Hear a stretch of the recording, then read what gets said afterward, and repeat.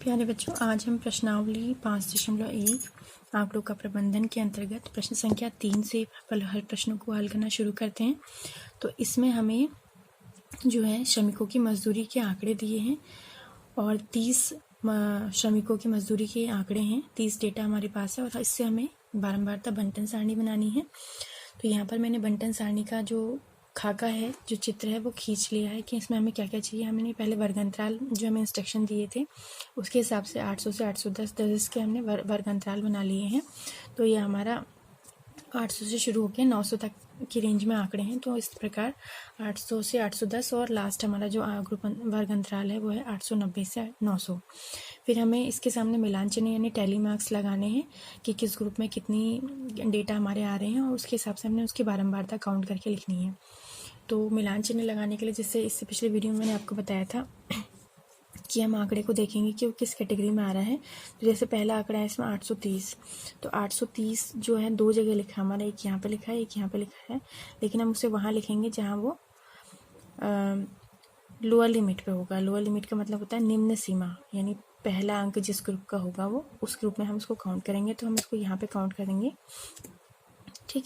दूसरा वैल्यू हमारे पास 835, तो 835 भी हमारा किसके बीच में आएगा, 830 से 840 के बीच में आएगा। फिर 890, तो 890 हमारा कहाँ आएगा, जहाँ पर ये लोअर लिमिट में लिखा होगा वहाँ पर हम इसे लिख लेंगे। तो इस प्रकार हम जो है सारे आंकड़े यहाँ पर दर्शाएंगे।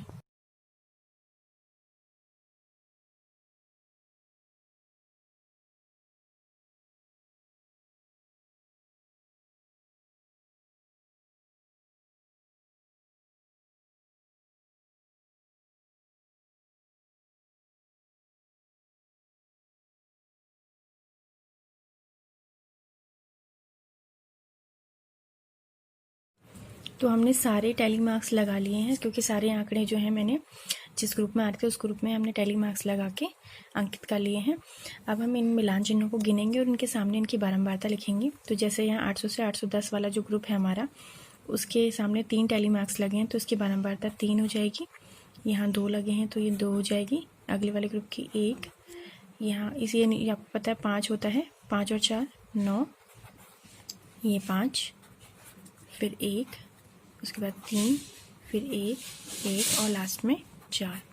तो इनको टोटल जोड़ लेते हैं, 3 और 2 5 और 1 6, 9 6 15 5 20 और 1 21 3 24 और 1 25 और 1 26 और 4 30। तो हमारे पास टोटल डेटा आ गए 30, क्योंकि ये 30 ही श्रमिकों के जो मजदूरी के आंकड़े हमें दिए थे वो थे। तो इस प्रकार हमने प्रश्न संख्या 3 में श्रमिकों की मजदूरी के लिए बारंबारता बंटन सारणी बनाना सीखा। कैसी बंटन सारणी, जिसमें हमें वर्गांतराल के हिसाब से जो है आंकड़ों को व्यवस्थित करना था। अब बढ़ते हैं चौथे प्रश्न की ओर। प्रश्न संख्या 4 है। प्रश्न 3 में दिए हुए आंकड़ों से प्राप्त सारणी के लिए एक आयतचित्र बनाइए और निम्नलिखित प्रश्नों के उत्तर दीजिए। तो हमें जो हमारी सारणी से पिछले क्वेश्चन में हमने बनाई थी बारंबारता बंटन सारणी, उसके आधार पर हमें एक आयतचित्र बनाना है और फिर उस आयतचित्र से हमें निम्नलिखित प्रश्नों के उत्तर देने हैं। तो पहला प्रश्न है, किस समूह में श्रमिकों की संख्या सबसे अधिक है।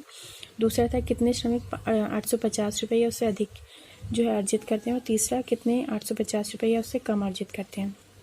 तो हमने जो हमें सारणी प्राप्त हुई थी उसके लिए हमने एक आयतचित्र बनाया है।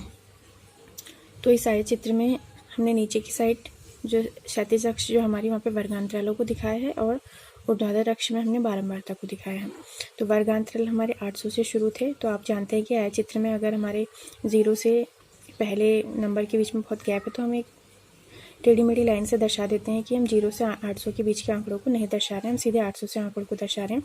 तो यहाँ हमने 800, फिर 810, 820 ऐसे करके 900 तक हमने क्लास इंटरवल लगाए हैं। और 800 से 810 के बीच में जो आपको पिलर की हाइट दी थी, बारंबारता दी थी, वो थी आपकी 3, ठीक है। तो 3 जो है हमने स्केल की सहायता से नाप के जो है उसकी हाइट ले ली है। और उसके पश्चात हमें जो दूसरा हमारा ग्रुप था 810 से 820, उसकी हमें बारंबारता दी थी 2। तो हमने जो है स्केल की सहायता से इसे भी हमने दर्शा लिया है। फिर 820 से 830 ये बारंबारता 1 थी। तो जिस ग्रुप की बारंबारता हमारी जितनी थी हमने उसकी पैमाने के हिसाब से उतनी हाइट ले ली है। 830 वाला 830 से 840 जो था वो सबसे हाईएस्ट बारंबारता वाला ग्रुप था, जिसकी बारंबारता 9 थी। उसके पश्चात 840 से 850 की बारंबारता 5, 850 से 860 की 1, 860 से 870 की 3, 870 से 880 1, 880 से 890 की 1, और अंतिम जो हमारा वर्गांतराल था 890 से 900 इसकी बारंबारता थी 4। तो हमने सभी को जो है यहाँ पर आय चित्र में दिखा लिया। आय चित्र के बारे में आप जानते हैं कि इसमें दंड हमारे जो होते हैं परस्पर चिपके हुए होते हैं, और दंड की जो लंबाई होती है वो उस ग्रुप की बारंबारता पर निर्भर करती है। अब इस आय चित्र के आधार पर हम जो हैं कुछ प्रश्नों के उत्तर देंगे। पहला प्रश्न था कि समूह में श्रमिकों की संख्या सबसे अधिक है। तो यहाँ आपको दिख रहा है कि सबसे अधिक ऊंचा जो दंड है वो ग्रुप है 830 से 840। तो यहाँ पे लिख देंगे 830 से 840 समूह में या वर्ग में। ठीक, फिर पूछा है कितने श्रमिक रुपए 850 या उससे अधिक अर्जित करते हैं। तो 850 यहाँ पर है, तो इससे अधिक मतलब जहाँ इससे ऊपर को जो आमदनी बढ़ रही है, यानी 860 हो रही है, 870 हो रही है, तो इससे ऊपर को हम जो फ्रीक्वेंसीज हैं उनको टोटल कर लेंगे। तो हमारी फ्रीक्वेंसी कितनी है, इससे ऊपर को 1, 3, 1 और 4 इनका योग कर लेते हैं। 1 और 3 4, और 1 5, और 1 6 और 4 10। तो यानी हमारे 10 श्रमिक जो हैं वो 850 रुपये या उससे अधिक अर्जित करते हैं। और तीसरा प्रश्न है कितने श्रमिक 850 रुपये या उससे कम अर्जित करते हैं। तो कम के लिए हम क्या करेंगे, ये जो हमारा 850 बिंदु है यहाँ से नीचे को जितने हमारे पिलर्स हैं इनके बारंबारता को हम जोड़ लेंगे। तो 850 से नीचे सबसे पहला 5, 9 और 5 14, 15 और 2 17 और 3 20। तो यानी 20 श्रमिक हमारे पास ऐसे हैं जिनकी आमदनी 850 रुपये या उससे कम है। ठीक, तो इस प्रकार हमने जो है चौथे प्रश्न के लिए यहाँ पर देखा कि आय चित्र का निर्माण कैसे किया जाएगा, उसके आधार पर प्रश्नों के उत्तर कैसे लिखे जाएंगे। अब बढ़ते हैं पांचवें प्रश्न की ओर। पांचवा प्रश्न है अवकाश के दिनों में एक विशिष्ट कक्षा के विद्यार्थी द्वारा प्रतिदिन टेलीविजन देखने के समय घंटों में दिए हुए आलेख में दर्शाए हैं। तो यहाँ पर आपको आलेख दर्शाया है जिसमें हमें आपको एक ये इधर को नीचे की साइड आपको प्रतिदिन देखे गए टीवी के घंटे दिए हैं और ऊपर आपको विद्यार्थियों की संख्या दी है। तो इसके आधार पर कुछ प्रश्नों के उत्तर हमें देने हैं। सबसे पहला प्रश्न है अधिकतम विद्यार्थियों ने कितने घंटों तक टीवी देखा। तो आप इसमें देख रहे हैं कि जो सबसे लंबा पिलर हमारा जा रहा है वो ये 32 वाला है। तो अधिकतम विद्यार्थी यानी 32 विद्यार्थियों ने कितने घंटे टीवी देखा, 4 से 5 घंटे। तो आप यहाँ पे लिख देंगे 4 से 4 to 5 4 से 5 घंटे। इसके बाद दूसरे प्रश्न पर आते हैं 4 घंटों से कम कितने विद्यार्थियों ने टीवी देखा। तो 4 यहाँ पर है हमारा, 4 से नीचे की फ्रीक्वेंसीज को जोड़ लेते हैं। 22 और 8 30 और 4 34। तो सेकंड क्वेश्चन का आंसर आप लिखेंगे 34। फिर इसके बाद तीसरे प्रश्न पर आते हैं कितने विद्यार्थियों ने टीवी देखने में 5 घंटे से अधिक का समय व्यक्त किया। तो ये 5 हमारा है। इसे इधर हमारी दो ही फ्रीक्वेंसीज हमें दिख रही हैं 8 और 6। तो 8 और 6 को अगर हम जोड़ते हैं तो हमारा आंसर आ जाता है 14 यानी 14 विद्यार्थियों ने 5 से अधिक घंटे का समय व्यतीत किया।